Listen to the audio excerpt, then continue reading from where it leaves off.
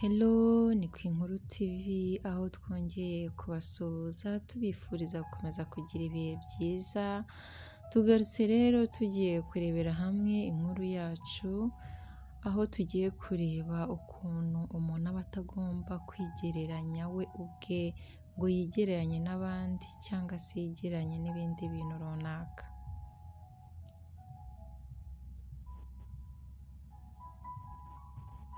Umunsi umwe hari igikona mu gace runaka, icyo gikona rero cyaje kuguruka kiragenda kigwa ku giti, igiti cyari cyegereye umugezi. Nuko icyo giti rero icyo gikona kibereye kuri icyo giti gitangira kureba abantu bari bakikije uwo mugezi, ariko mu kwitegereza neza kibona ba bantu bari aho barangariye imbata yo mu mazi. Imbata yo mu mazi rero ndatekereza ko abantu benshi bayizi, n'ubundi bisa nk'imbata isanzwe, ariko yo iba ari imbata isa umweru, ifite amababa meza y'umweru, izi guswiminga mu mazi, mbese abantu kuyibona iri mu mazi biba ari ibintu biryoheye amaso, abantu benshi barabikunda. Nuko rero n'abo bantu bari bari aho ngaho nibyo bari bibereyemo, bari kuyifotora, baganira, baseka, bakamera. Igisiga mu kubyitegereza kirareba ariko kubera iki ngewe ntaguruka ngo ndebe niba bari abantu nanjye banyishimira nk'uko bishimiye iriya mbata, nkareba kuko niba bari bundangarire bakishima. Ati ubu nanjye ariko nagenda nkagerageza amahirwe nkareba. Igisiga rero cyaje kuguruka kiva aho ngaho cyari kiguruka gisanga abantu aho baherereye. Cya gisiga rero mu kugenda, aho kugira ngo abantu bakishimire, ahubwo abantu babaye nk'abacyegezayo, nk'abagisunika, kwa kundi umuntu azamura amaboko yirukana ikintu avuga ngo shi shi, yirukana nyine. Murabona nk'iyo nyine hari nk'inuma zije kona, nyine ukuntu abantu bazirukana. Nuko rero cya gisiga barakirukana, bakirukanye kigenda cyababaye, kigenda kirakaye, kigenda kiri kwivugisha ati ubu abantu barebye babona ukuntu amababa yanjye ari umukara, bagira ngo ahari ndanduye, niyo mpamvu banyirukanye. Kigenda kiguruka ari uko kiri kwibwira, kiragenda ahantu cyaje kuruhukira, cyaruhukiye mu ishyamba. Kigwa ku giti kiri mu ishyamba, kubera wa mubabaro n'agahinda, igikona gitangira kurira, cya gisiga gitangira kurira. Kiri kurira rero hari ikindi gisiga gisa nk'igikuzemo cyari kiri kuguruka hafi aho ngaho, kitambukira kigendera. Mu gihe kiri kuguruka kibona cya gisiga gitoya kiri kurira, kiraza kiracyegera, kirakibaza giti wabaye iki ko ndeba ubabaye utishimye, byakugendekeye gute? Nuko cya gisiga ati hoya njyewe rwose ntabwo nkunze uku kuntu nsa, ntabwo nkunze aya mababa y'umukara, aya mababa y'umukara yanjye ntabwo abantu bayakunze. Noneho cya gisiga gikuze gisa nk'igisekamo, ese ntabwo bayakunze, uba wumva wasuti? Oya rwose njyewe ntabwo nkunze uku kuntu nsa umukara, ntabwo mbishaka. Nuko cya gikona gikuze kirakibaza giti se iyo utaza kuba nk'uko kuntu umeze, ariko bakaba baguhitishamo kuba mu bwoko bw'ibiguruka, wari kwishimira gusa gute? Ubwo urumva nyine kiriya gikona cyashaka kumenya ati niba adashaka kugira amababa y'umuyaga, ari kwikompeyaringa n'ikihe kintu ashaka gusa nkacyo. Niko kukibaza kiti wari kwishimira kuba mu biguruka, wari kwishimira kuba umeze ute cyangwa se kwitwa gute? Nuko cya gisiga kiba kisuje byihuta ati nari kwishimira kuba nk'iriya mbata yo mu mazi. Iriya mbata yo mu mazi iba ifite amababa meza y'umweru, abantu benshi barayikunda, baba bayishimiye, nanjye rwose niko nari kwishimira kumera. Nuko cya gisiga cya gisiga gikura ati rero reka nkubwire, muri iri shyamba turimo ariko mo hariya rwagati hari umugezi w'amazi. Uriya mugezi ni umugezi ufite maji, iyo uwugiyemo ufite icyifuzo runaka ku mutima wawe, ariko umutima wawe usukuye, uvamo wahindutse nk'uko washakaga kumera. Ariko se mbere y'uko ugera muri uriya mugezi, si wabanza ukajya kubaza ya mbata yo mu mazi wambwiraga, ukayibaza niba uko ibayeho ibyishimiye, ukumva niba ishimishijwe n'ubuzima ibayemo? Ku bw'amahirwe cya gisiga cyari kiri kurira kirabyumva kuko kiremera, kiba gifashe inzira kiragurutse kiragiye, kiba kigiye kubaza ya mbata. Kiyigezeho kirayisuhuza ati mushuti wanjye, nkurikije ukuntu uri mwiza, ufite amababa meza y'umweru abantu bose bakunze bishimiye, mbona ari we mu biguruka ubayeho wishimye muri aka gace k'iwacu. Imbata irangije isubiza igisiga ati urakoze cyane ku bw'amagambo meza umbwiye. Ariko ya mbata ibicuretse umutwe, ariko ntabwo, birashoboka yuko rwose mfite amababa meza pe, ariko ntabwo ngewe nishimye. Cya gisiga ati ntabwo wishimye? Kubera iki se utishimye kandi ufite amababa meza kandi n'abantu banayakunda, impamvu utishimye ni iyihe? Ya mbata yo mu mazi ngo byihorere sha, ngo abantu barayakunze, none se ko ngewe nimara gukura uko nzagenda nkura ko nta kindi bazakoresha usibye gukoresha izi nyama zanjye, bazanyirira nyine. N'ubu ngubu ndiho ntazi yuko ejo mpafite, na nimugoroba hari igihe bahita bakoresha inyama zanjye bakandya, ntabwo nzi yuko ejo mpafite. Rero njye mbayeho nishimye kuko baba bari kundeba, ariko bazi yuko ejo n'ejo bundi nzaba ikiribwa cyabo. Nuko ya mbata ibibwiye igisiga, ahubwo si ubwo ninde?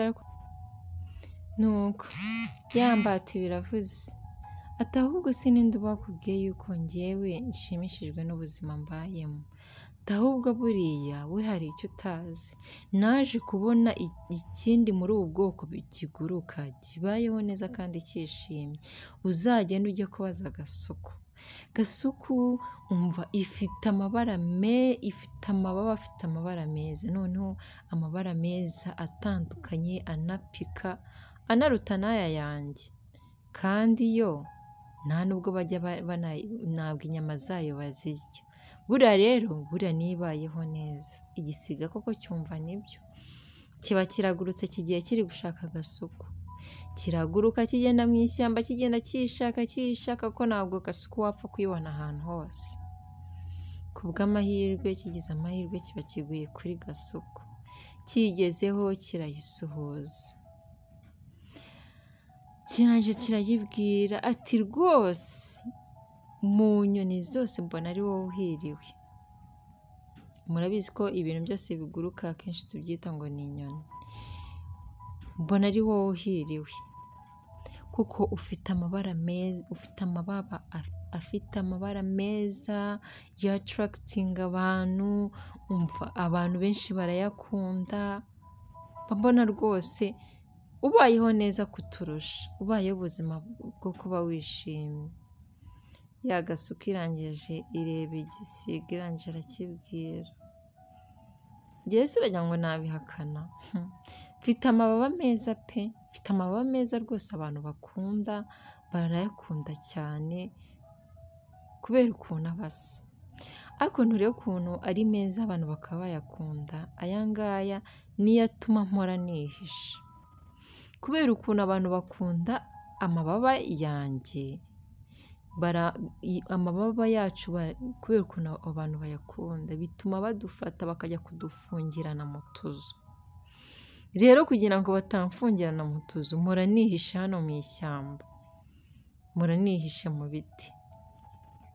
Nyine abantu bazi gasuku kera, ubundi abantu bajyaga borora agasuku mu ngo zabo, sinzi niba n'ubu ngubu bikibaho, ntabwo mbizi, ariko bo babaga bafite utuzu dutoya tw'udusenyenge, duto cyane ku buryo itanyuramo, urabona ko kaba ari gatoya kajya kumera nk'akanyoni, ku buryo itanyuramo, ariko nyine ikaba igaragara nk'umushyitsi yaza kugusura akayibona iguruka, ivuga, nyine bikaba biri ibintu biri attractive mo ukuntu, abantu bakabikunda, nyine byabaga ari n'ubusirimu kwa, sinzi niba bikibaho.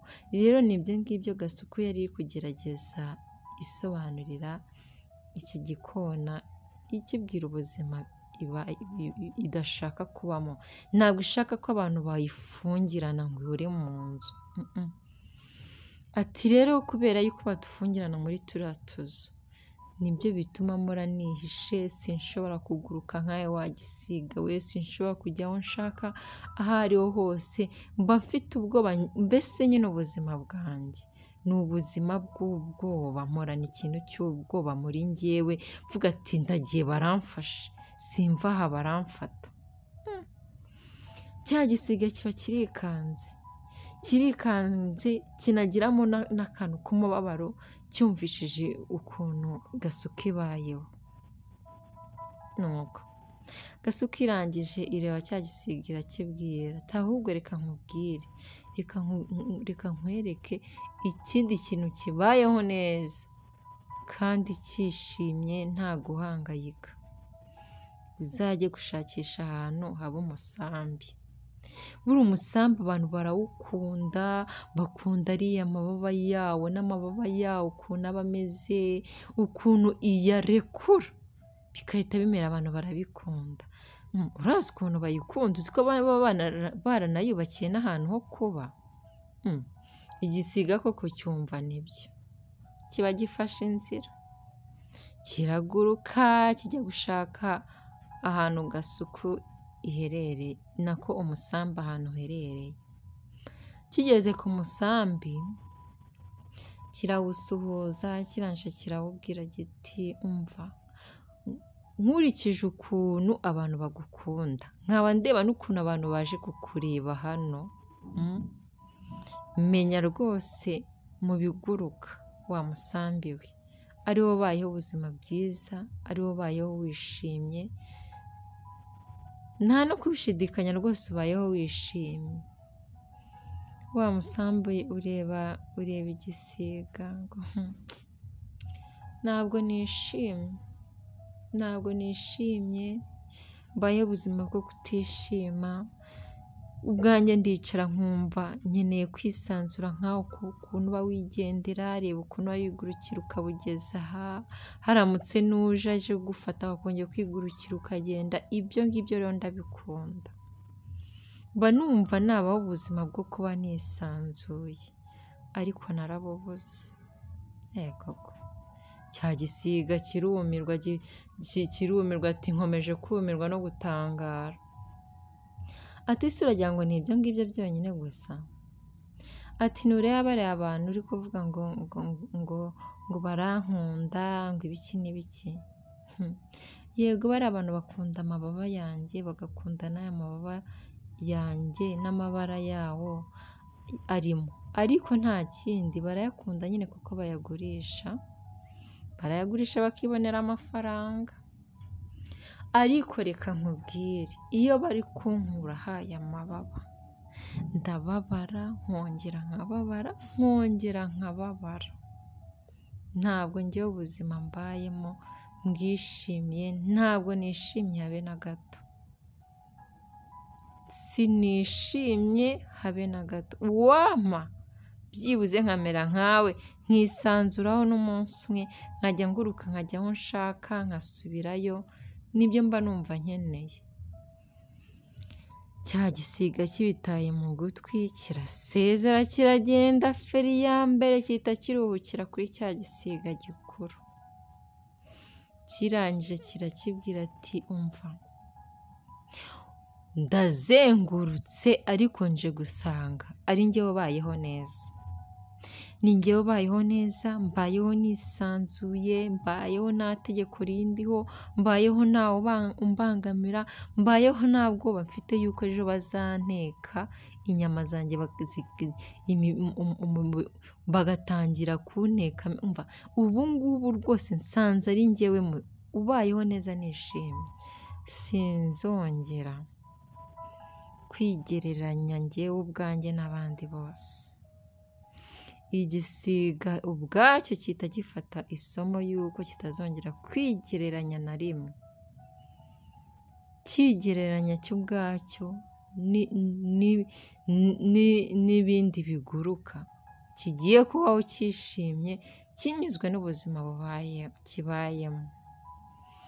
Ni aha rero inkuru yacu igarukiye, nizere yuko mwese mukuyemo amasomo agiye atandukanye, kuko kwikompeyaringa cyangwa se ukigereranya wowe ubwawe n'ibindi udafitiye ubushobozi cyangwa se n'ibindi utari bubone hafi aho ngaho, nta kindi bikuzanira usibye umubabaro no guhangayika gusa. Abantu bajya bigereranya n'abandi bavuga ati kubera iki aba ngaba batunze njye nkaba ntafite, ariko nta cyiza cyo kwigereranya nta kindi bikuzanira, ni umubabaro gusa no kubaho ubuzima utishimye. Kandi tuzi yuko umuntu aba agomba guharanira kwishima. Murabizi yuko abantu bajya bavuga ngo guseka byongera iminsi yo kubaho, ni ibyishimo biri umuntu aba ari gushaka kugira ngo iyo minsi yiyongere, kugira ngo no mu maso hake ujye ubaho uzi ko ubwawe uri unique, urihariye, nta wundi uzaza ngo nta wundi uzaza imbere yawe ngo amere nkawe, yakitinge nkawe, akora ibisa nkawe. Urihariye, wihariye mu kuteye, wihariye mu kuremye, wihariye mu kugenda. Ibyo ngibyo uko wihariye aba ari byo bigushimisha, uko wihariye aba ari byo bikunyura, uko wihariye Imana izajya ibiguheramo umugisha.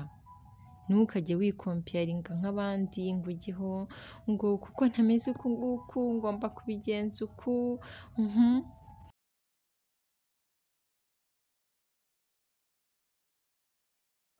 Erega buriya nanone mujye mwibuka yuko nubwo wa muntu umureba ukabona arafite, ukabona aratunze, buri wese agira sitarago ahura nazo mu buzima bwe bwa buri munsi.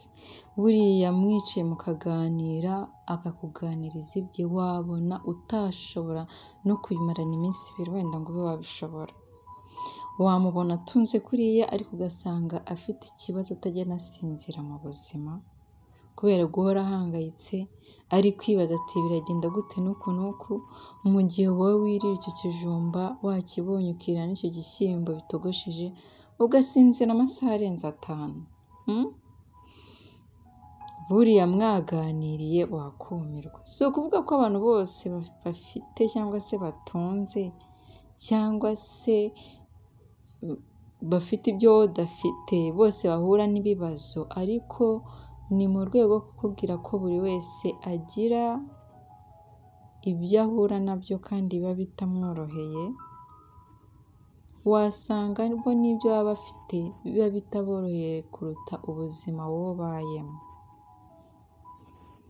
Rero ntitukajye twigereranya twebwe ubwacu ngo twigeranye n'abandi cyangwa se twigeranye n'iby'abandi, tutashobora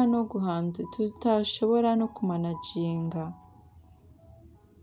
Ahubwo tugerageze turwane, twiteze imbere, tugira aho tuva n'aho tugana ariko nta byo kwigereranya n'abandi. Kwigereranya n'abandi nta kindi cyiza bitanga usibye kuba umuntu atishimye, kuba umuntu ahangayitse, sometime ukabona n'abantu bagize n'ishyari kandi ishyari muri Bible bavuga yuko ishyari rikura then rikabyara icyaha.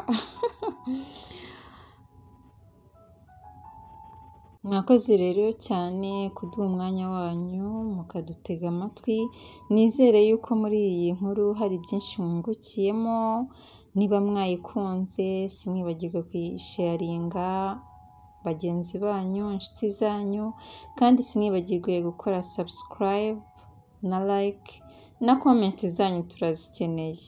Mwakoze rero, mukomeze kugira ibihe byiza, naho ubutaha Imana ikomeze kubarinda.